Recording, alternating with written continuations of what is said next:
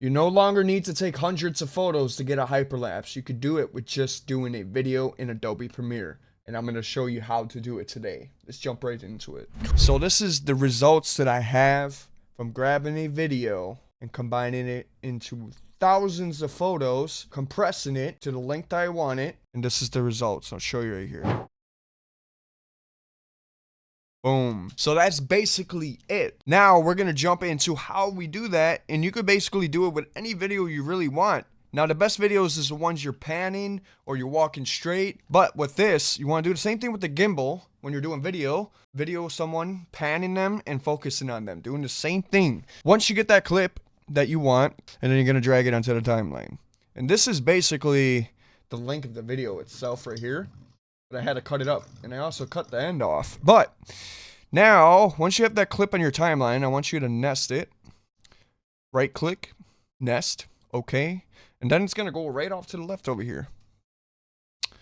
Now, what you wanna do is you wanna right click, export media, and rename it, pick your location, your preset, keep it as is. Do not color grade this footage, just keep it raw. And then we're gonna go right to JPEG for the format. So go scroll down to JPEG, or you can want to do PNG. You can do PNG as well.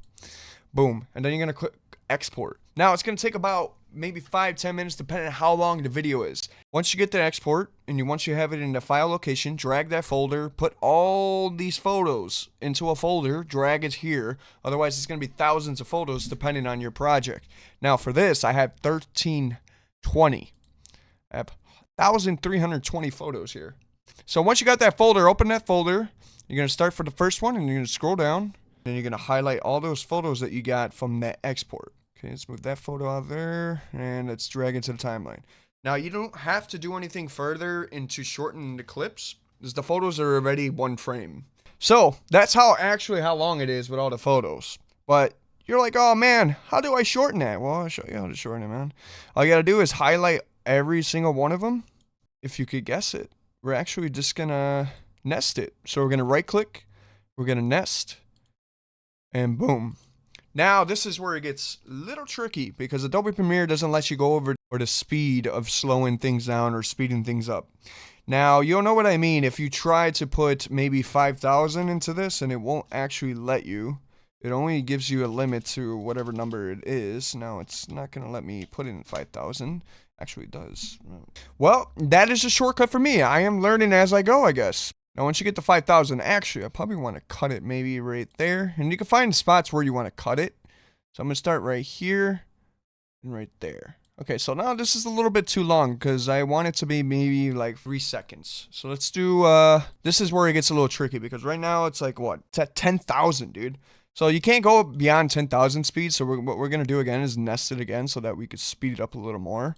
This is the way I do it. I'm sure there's other ways to do it. If you do have a better way, let me know. Let's throw another 500 on it. All right, so once you get to that, you're going to actually get to the point where you're going to go to effects. Now, once you go to effects, you want to stabilize the footage. Okay, so we're going to go to warp stabilizer for effects. To the top right corner, effects, type in warp stabilizer, drag it onto the clip. Now it's going to say, warp, stabilizer, and speed cannot be used in the same clip. Alrighty then. You're going to undo.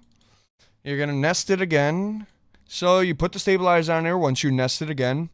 And then we're going to put it to maybe 10%. Let's put it 10%. Put it at the percentage that you want it at. Right over here to the left side.